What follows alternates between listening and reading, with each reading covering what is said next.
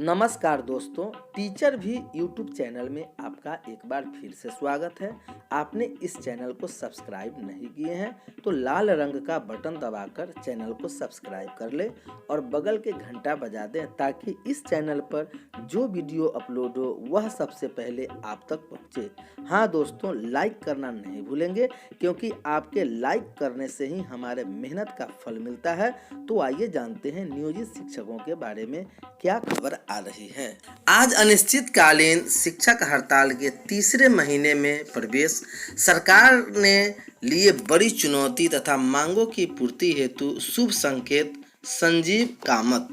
राज्य के सभी नियोजित शिक्षकों को नियमित शिक्षकों की भांति हूबहू सेवा शर्त, वेतनमान राज्य कर्मी सहित बिहार राज्य शिक्षक संघर्ष समन्वय समिति के आह्वान पर विगत 17 फरवरी से जारी अनिश्चितकालीन शिक्षक हड़ताल आज तीसरे महीने में प्रवेश कर गया है। कुछ साथियों की भ्रम है कि कोरोना ने हड़ताल को भी चपेट में ले लिया है, जबकि वास्तविकता यह है कि नियोजित शिक्षकों हड़ताल दिनों दिन और मजबूत होता जा रहा है तथा सरकार पर जोरदार दबाव बढ़ती जा रही है। हड़ताल को समाप्त करवाना सरकार के लिए बहुत ही बड़ी चुनौती है। पहला, कोरोना वायरस व देश भर में लॉकडाउन के कारण नवम वर्ग में छात्र छात्राओं का नामांकन करवाना शिक्षा विभाग के लिए सबसे बड़ी चुनौती है। मैट्रिक परीक्षा का परिणाम अभी आना बाकी है। 3 मई तक लॉकडाउन के मूल्यांकन स्थगित है। बिहार सरकार बहुत जल्द भी करेगी, तब भी 20 मई से पहले रिजल्ट देना संभव नहीं है। मैट्रिक व इंटर परीक्षा में उत्तीर्ण व छूटे हुए छात्र छात्राओं का फॉर्म भरने से लेकर विशेष परीक्षा का आयोजन करवाना भी कम बड़ी चुनौती नहीं है। मैट्रिक परीक्षा परिणाम के बाद इंटर में नामांकन करवाना एक बड़ी चुनौती है। शैक्षणिक सत्र 2020-21 के विलंब से प्रारंभ होने की वजह से ग्रीष्मावकाश सहित अन्य छुट्टियों को कम करने का नैतिक दबाव सरकार पर होगा। विधान परिषद सदस्यों का कार्यकाल अगले महीने समाप्त हो रहा है, इसलिए चुनाव भी अगले महीने ही संभावित है। शिक्षक और स्नातक कोटे के सभी सत्ताधारी एमएलसी को सदन में पहुंचाना सरकार की सबसे बड़ी चुनौती है।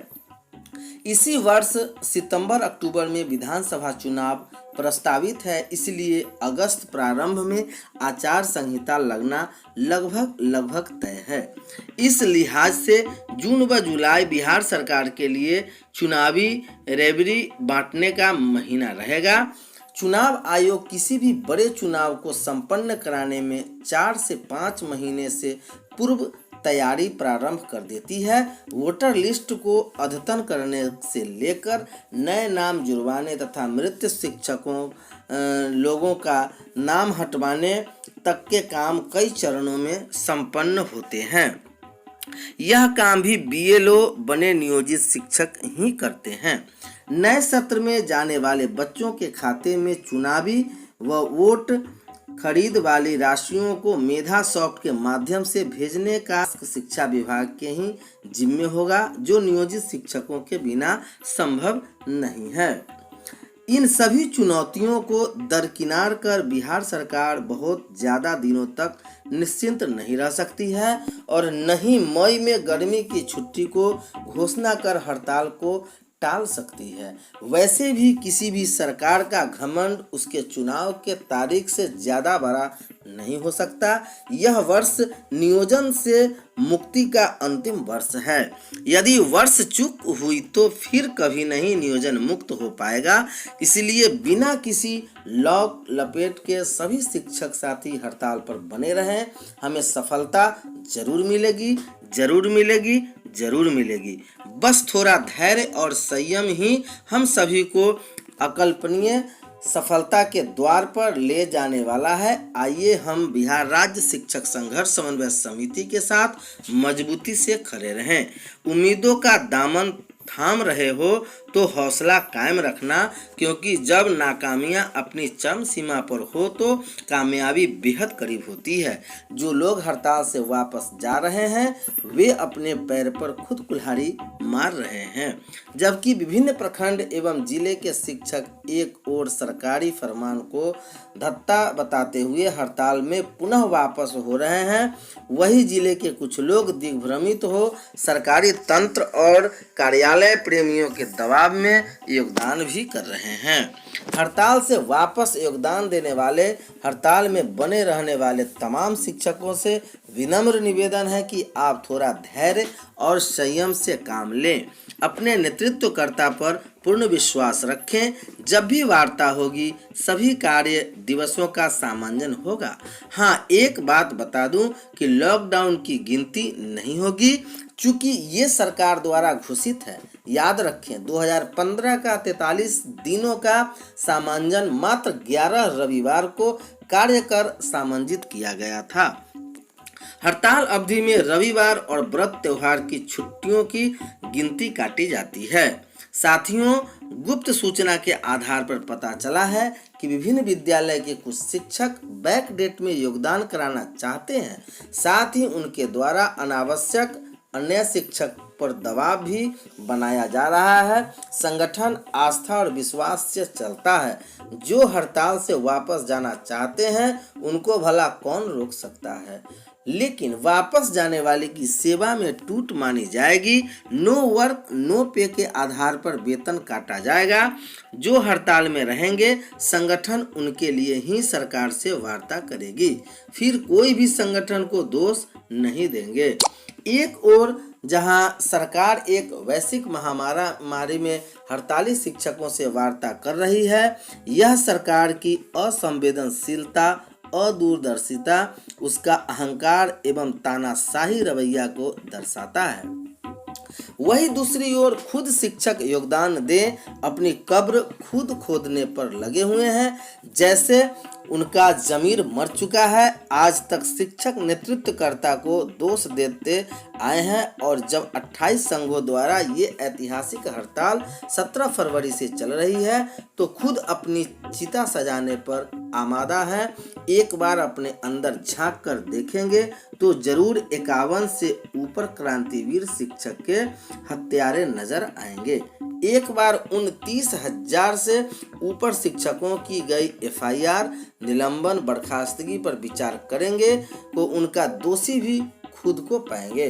क्या उनका परिवार नहीं है? क्या दिवंगत शिक्षकों के परिवार नहीं हैं? वेतन के लाले जपने वाले जरा एक बार रोज कमाने वाले मजदूर पर ध्यान देंगे तो आपको खुद जवाब मिल जाएगा। आखिर वो भी बिना कमाए लगभग 1.5 माह से अपने परिवार का पालन पोषण कैसे कर रहे हैं। कोई 19 वर्ष तो कोई 15 वर्ष तो कोई 10 वर्ष तो कोई 6 वर्ष की नौकरी कर रहे हैं। क्या इतना भी धन संचय नहीं हो पाया कि 3 माह अपने परिवार का जीवन यापन कर सके? तो सोचिए, अगर इस ऐतिहासिक आंदोलन से वापस जाकर आपको क्या खाक मिलेगा? न कोई पेंशन, न अनुकंपा का लाभ, तो बुढ़ापे में भीख मांगने के अलावा क्या रह जाएगा? आपके बच्चे भी आपको इज्जत भरी नजरों से नहीं देखेंगे। जीवन एक अभिशाप बनकर रह जाएगा। वर्षों से स्थानांतरण और स्नातक प्रमोशन का सपना संजोए ही रह जाएंगे। आखिर आश्चर्य होता है कि शिक्षिकाओं द्वारा लगातार संगठन को दोषारोपण किया जाता रहा है। क्या नियोजित शिक्षिका को नियमित शिक्षक से कम प्रसव पीड़ा होती है? जी बिल्कुल नहीं। तो फिर नियमित को 180 दिन और नियोजित को 135 दिन मातृत्व अवकाश का भेद मिटाने का समय आया तो काहे मुंह छुपाकर अपने साथियों से छल करने पर अग्रसर हैं। भावावेश में कुछ ज्यादा कह दिए हैं, इसके लिए खेद है, परंतु आप सबों से आग्रह, विनती, अनुनय, विनिमय, निवेदन है कि हड़ताल से वापस आने से पहले एक बार जरूर आत्मचिंतन करें, अपने सोए जमीर को जगाएं।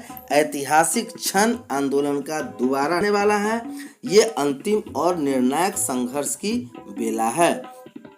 अगर इस बार चूक गए तो जीवन में शिक्षक तो छोड़ दीजिए, दूसरा संगठन भी आंदोलन करने का हिम्मत नहीं कर सकेगा। पूरे बिहार में शिक्षा विभाग से ज़्यादा कर्मचारी किसी दूसरे विभाग में नहीं है। जब हम लोग सफल नहीं हो पाएंगे तो यूं समझ ले कि दूसरा कोई भी कर्मचारी आंदोलन की कल्पना भी नहीं कर पाएंगे और सबका दोषी शिक्षक समाज ही होगा। पूरे शिक्षक समाज को कलंकित होने से बचाने की जिम्मेदारी हम सबों की है। अभी भी कुछ नहीं बिगड़ा है। सुबह का भूला अगर शाम को वापस घर आ जाए तो उसे भूला ही कहते हैं। बस कुछ